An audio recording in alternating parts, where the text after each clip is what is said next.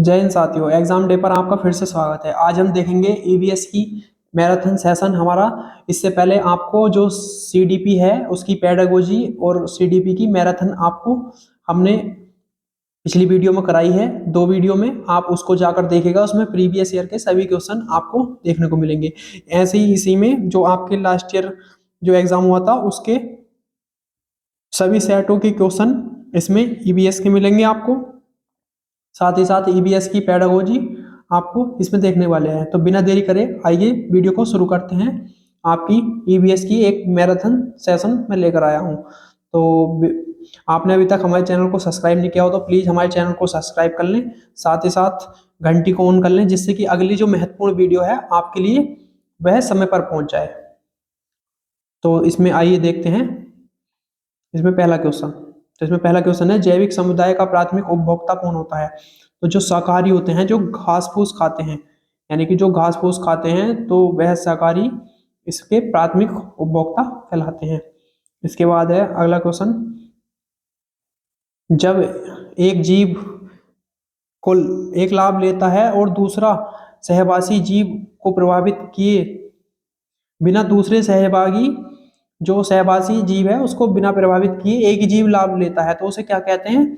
सहभोजी। यानी कि जैसे जो पशुओं के जो जूं हो जाती हैं वह सहभोजी होती हैं, यानी कि दूसरे को प्रभावित किए बिना वह लाभ लेता है। यानी कि जिस प्रकार कोई जंतु यानी कि घास चर रहा है और उसके ऊपर एक बगला बैठकर उसकी जू खा रहा है, तो यानी कि जू मार रहा है, तो उसको यह सहवासी जीव को बिना प्रभावित किए जो सहभोजी कहलाता है।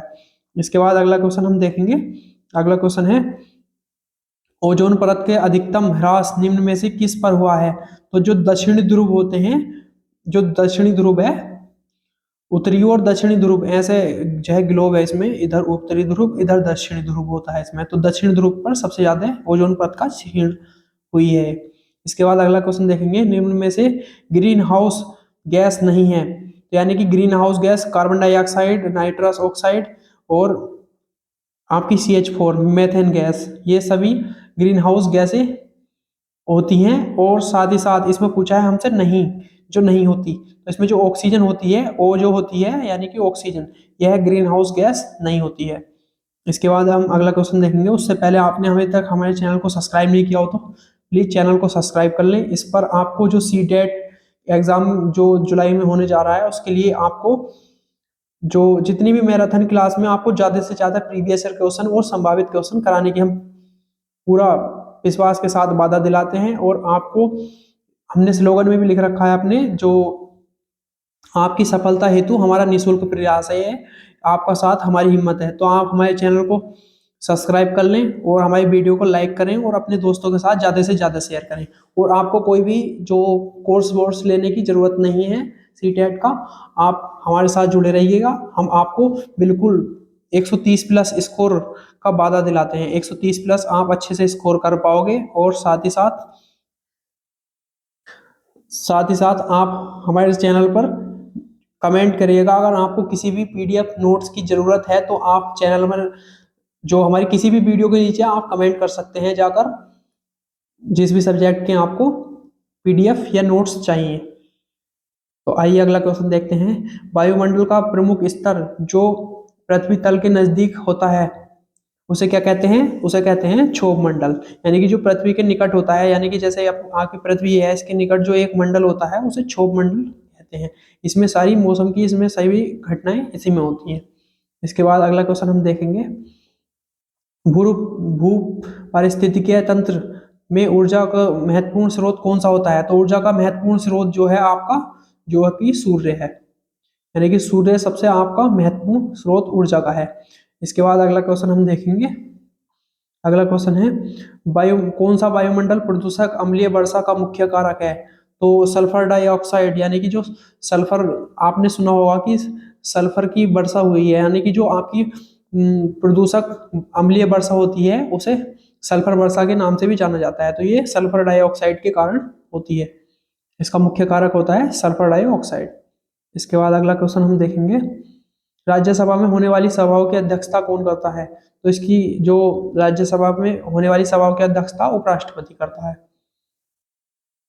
इसके बाद अगला क्वेश्चन हम देखेंगे, मानसूनी वन पाए जाते हैं जहां वर्षा होती है 70 से 200 सेंटीमीटर तक। जो पैमाना एक होता है उस पर अगर 70 से आपकी 200 सेंटीमीटर तक वर्षा होती है, वहां मानसूनी वन पाए जाते हैं। इसके बाद है बायोडीजल तैयार किया जाता है, तो यह जेट्रोफा के द्वारा तैयार किया जाता है, यानी कि जो एक पेड़ होता है एक तरीके का, उस पर बायोडीजल तैयार किया जा सकता है, तो उसका नाम है जेट्रोफा।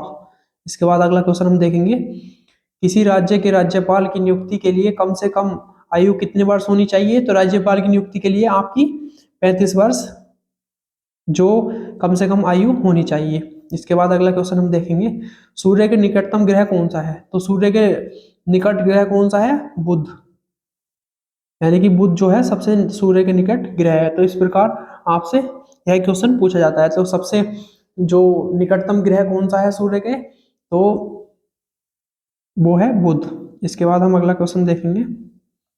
अगला क्वेश्चन है, समानता का अधिकार उल्लेखनीय संविधान के किस अनुच्छेद में मिलता है? तो समानता का अधिकार आपका यह अनुच्छेद 14 से 18 में आपको अधिकार देखने को मिलते हैं, समानता के अधिकार, जो कि प्रत्येक नागरिक को समान दिए गए हैं। इसके बाद है, निम्न में से कौन सा सर्वाधिक उत्पादक पारिस्थितिकीय तंत्र है? तो उष्णकटिबंधीय वर्षावन। इसके बाद अगला क्वेश्चन हम देखेंगे, प्रकाश संश्लेषण के दौरान हरे पौधे निम्न में से किसे सोख लेते हैं? तो यह किसे सोख लेते हैं? कार्बन डाइऑक्साइड को। इसके बाद अगला क्वेश्चन हम देखेंगे, लोकसभा और राज्यसभा की संयुक्त बैठक किसके द्वारा आहूत की जाती है? तो यह राष्ट्रपति के द्वारा आहूत की जाती है, यानी कि जो लोकसभा और राज्यसभा यानी कि जो दोनों की बैठक संयुक्त बैठक होती है एक बार, यानी कि उसका टाइम दिया जाता है, तो उसका जो संयुक्त बैठक जो आहूत की जाती है वह उसका राष्ट्रपति के द्वारा की जाती है। तो इसको हम ध्यान रखेंगे, तो ये मोस्ट इंपोर्टेंट क्वेश्चन है। इसके बाद अगला क्वेश्चन हम देखेंगे, किस देश के संविधान से मौलिक कर्तव्यों को लिया गया है? तो यूएसएसआर, यानी कि जो यूएसएसआर है, इससे आपकी जो संविधान में मौलिक कर्तव्यों को लिया गया है। इसके बाद अगला क्वेश्चन है, आजाद हिंद फौज के संस्थापक कौन थे? यानी कि आजाद हिंद फौज का जो संस्थापक थे वह सुभाष चंद्र बोस जी थे। इसके बाद अगला क्वेश्चन हम देखेंगे, विश्व पर्यावरण दिवस कब मनाया जाता है? तो इसको आप ध्यान रखेंगे कि 5 जून को आपको विश्व पर्यावरण दिवस मनाया जाता है। 16 सितंबर को आपको ओजोन दिवस मनाया जाता है। इसके बाद 10 दिसंबर को आपको, यानी कि 10 दिसंबर को आपका मानव अधिकार दिवस मनाया जाता है। और साथ ही साथ 22 मार्च को आपको जल दिवस मनाया जाता है, और 22 अप्रैल को आपको पृथ्वी दिवस मनाया जाता है, और 22 मई को आपका जैव विविधता दिवस मनाया जाता है। तो आप इन तीनों डेट को याद रखोगे, 22 मार्च को जल दिवस, 22 अप्रैल को पृथ्वी दिवस, और 22 मई को जैव विविधता दिवस। तो आपने अभी तक हमारे चैनल को सब्सक्राइब नहीं किया हो तो प्लीज़ हमारे चैनल को सब्सक्राइब कर लें, जिससे कि अगली जो वीडियो है आपके लिए समय पर पहुंच पाए। तो और वीडियो अच्छी लगी हो तो हमारी वीडियो को लाइक करें, और अगले क्वेश्चनों को देखते रहिएगा, आपके लिए बहुत महत्वपूर्ण क्लास होने वाली है। तो आप वीडियो को लास्ट तक देखिएगा, और आप इन क्वेश्चनों को बिल्कुल अच्छे से याद कर लेंगे, बार बार इस वीडियो को देखेंगे। इसमें है, गांधी का दांडी मार्च किसका हिस्सा था? तो यह असहयोग आंदोलन के द्वारा एक जो मार्च की गई थी उसे दांडी मार्च कहा जाता है। तो यह असहयोग आंदोलन के दौरान की गई थी गांधी जी द्वारा। इसके बाद अगला क्वेश्चन हम देखेंगे, भारतीय संविधान के अनुसार जीवन का अधिकार एक मौलिक अधिकार है, यानी कि जो जीवन का अधिकार है हमारा मौलिक अधिकार है, हमारा जीवन कोई नहीं छीन सकता। इसके बाद अगला क्वेश्चन, संविधान में मौलिक कर्तव्य किस संशोधन द्वारा जोड़े गए हैं? यह 42वें संविधान संशोधन द्वारा मौलिक कर्तव्यों को जोड़ा गया है। इसके बाद अगला क्वेश्चन हम देखेंगे, भारत का प्रधानमंत्री बनने के लिए अपेक्षित न्यूनतम आयु क्या होनी चाहिए? तो इसकी न्यूनतम आयु 25 वर्ष होनी चाहिए। इसके बाद अगला क्वेश्चन हम देखेंगे, भारतीय संविधान की समवर्ती सूची की धारणा किस देश के संविधान से ली गई है? तो यह ऑस्ट्रेलिया के संविधान से ली गई है। यानी कि समवर्ती सूची ऑस्ट्रेलिया के संविधान से ली गई है। इसके बाद अगला क्वेश्चन देखेंगे, त्रिस्तरीय पंचायती राज तंत्र में शामिल है, तो इसमें ग्राम पंचायत, ब्लॉक पंचायत समिति, जिला परिषद, यह सभी इसमें जो त्रिस्तरीय पंचायती राज व्यवस्था है इसमें यह शामिल होते हैं। इसके बाद अगला क्वेश्चन हम देखेंगे,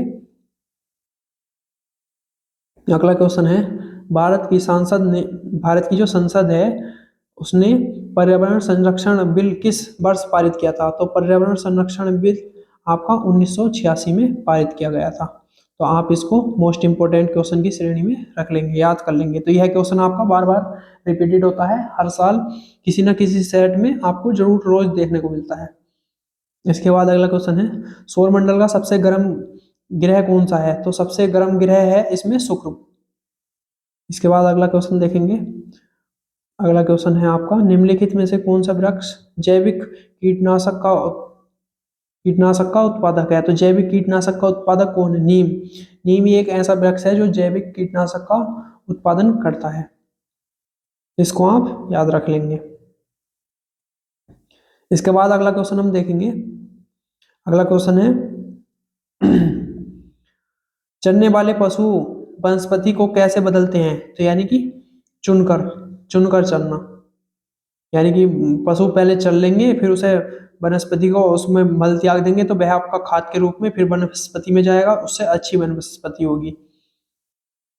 उसके बाद अगला क्वेश्चन देखेंगे हम, भारत में महिलाओं के लिए आरक्षण की व्यवस्था कहाँ है? तो पंचायती राज संस्थाओं में आपकी जो महिलाओं के लिए आरक्षण सबसे पहले प्रदान किया गया था। अब तो अलग अलग विभागों में भी आपको आरक्षण देखने को मिलता होगा। इसके बाद अगला क्वेश्चन हम देखेंगे, जीवन में कौन सा अचल जीव का उदाहरण है? यानी कि निम्न में से कौन सा अचल जीव का उदाहरण है? तो यह है यूप्टे कैपला, यानी कि यूप्ले कटेपला, यानी कि जो ये जीव है इसका यह अचल जीव है, जिसको आप याद कर लेंगे। एलपीजी किसका संक्षिप्त रूप है? तो एलपीजी का जो फुल फॉर्म है यह भी बहुत बार एग्जामों में पूछी जाती है, तो इसको आप याद रख लेंगे, लिक्विफाइड पेट्रोलियम गैस। इसके बाद अगला क्वेश्चन देखेंगे, निम्नलिखित में से कौन सा द्वितीय श्रेणी का उपभोक्ता है? तो द्वितीय श्रेणी के उपभोक्ता कौन है इसमें? तो मैंने बताया था प्रथम श्रेणी के उपभोक्ता कौन होते हैं? जो घास फूस खाते हैं, यानी कि जो हरे पेड़ पौधों खाते हैं, यानी कि कुछ शाकाहारी। तो आप इसमें से बताएंगे, इसका जवाब आप कमेंट बॉक्स में देंगे कि द्वितीय श्रेणी का उपभोक्ता कौन होगा। तो फिर यानी कि जो घास फूस खाने वाले हैं उनको अगर खाता होगा तो वह द्वितीय श्रेणी का उपभोक्ता होगा। तो इसमें से आप जो सही आंसर है आप उसको, यानी कि आप आंसर को कमेंट बॉक्स में बताइएगा क्या इसका आंसर होने वाला है। इसके बाद अगला क्वेश्चन हम देखेंगे, सन 1984 में भोपाल गैस त्रासदी में कौन सी गैस का जो रिसाव हुआ था? तो वह मिथाइल आइसोसाइनाइड गैस थी। इसके द्वारा बहुत जनधन की हानि हुई थी वहां, तो आप इसको याद रखेंगे, भोपाल गैस त्रासदी, मिथाइल आइसोसाइनाइड। इसके बाद अगला क्वेश्चन हम देखेंगे, पारिस्थितिकी जो विज्ञान केंद्र है वह कहाँ स्थित है? तो आप इसका जवाब भी हमको कमेंट बॉक्स में देंगे। इसका आंसर आप हमको कमेंट बॉक्स में देंगे। तो दो क्वेश्चन आपके लिए यह कमेंट बॉक्स में इसका आंसर देना है, क्वेश्चन नंबर 35 का भी। इसके बाद अगला क्वेश्चन देखेंगे, लोकसभा में कार्यवाही के प्रथम घंटे को क्या कहा जाता है? तो उसे प्रश्नकाल कहा जाता है। इसमें सभी आपने अपने अपने प्रश्न सामने रखते हैं। इसके बाद अगला क्वेश्चन देखेंगे हम, प्रजातियों की उत्पत्ति एक रचना है, द ओरिजिन ऑफ स्पेसीज, यानी कि जो इसकी है तो यह प्रजातियों का उत्पत्ति, इसकी जो आप ये शब्द है इसका संबंध सीधा चार्ल्स डार्विन से है। डार्विन बाद आपने सुना होगा, वो प्रजातियों पर उसकी जो सर्च रही है, रिसर्च वगैरह, तो आप इसका प्रजातियों की उत्पत्ति का संबंध चार्ल्स डार्विन से है। इसके बाद अगला क्वेश्चन देखेंगे, प्रकाश संश्लेषण के लिए इसकी जरूरत होती है, तो किसकी जरूरत होती है? धूमपान यानी कि सूर्य के प्रकाश की, फिर जल की, फिर पर्णहरिम यानी कि क्लोरोफिल। क्लोरोफिल के कारण ही प्रकाश संश्लेषण क्रिया पौधों में होती है और उनकी पत्तियां हरी दिखाई देती हैं। तो इसका आंसर होगा उपयुक्त सभी। इसके बाद अगला क्वेश्चन देखेंगे हम, पारिस्थितिकीय तंत्र के तत्वों के चक्रण को क्या कहते हैं? तो इसे कहते हैं जैव भू रासायनिक चक्र। जैव भू रासायनिक चक्र इसको कहते हैं।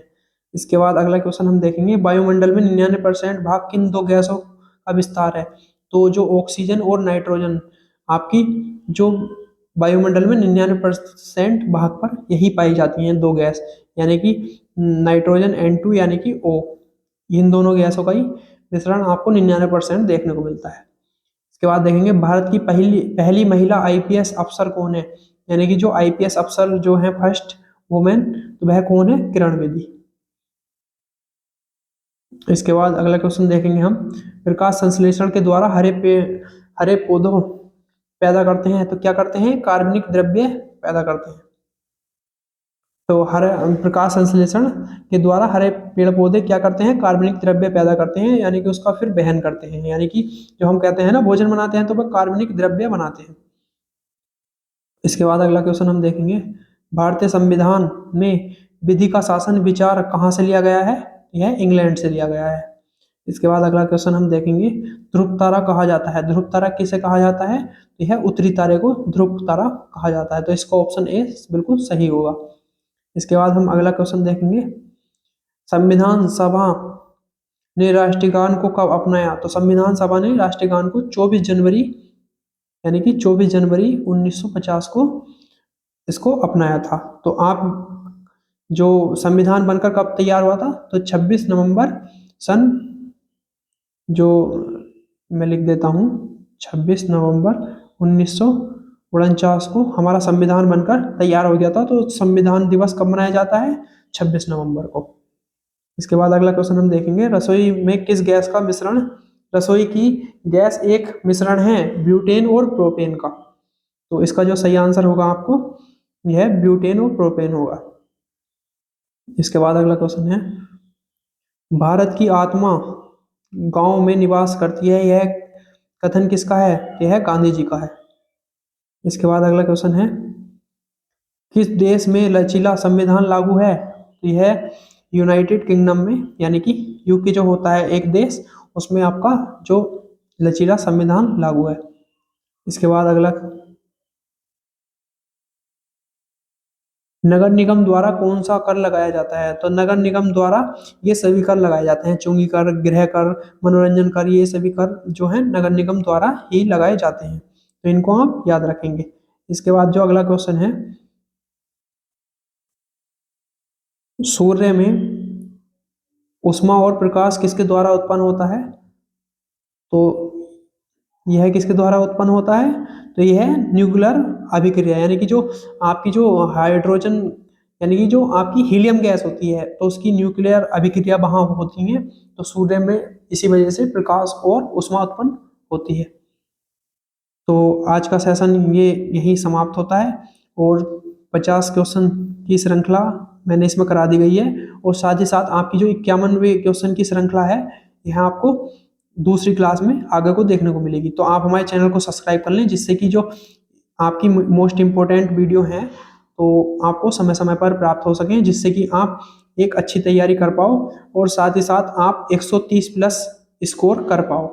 तो हमारा वादा रहेगा आपके साथ कि आपको आपकी सफलता में हमारा जो निःशुल्क प्रयास रहेगा, आपका साथ हमारी हिम्मत है।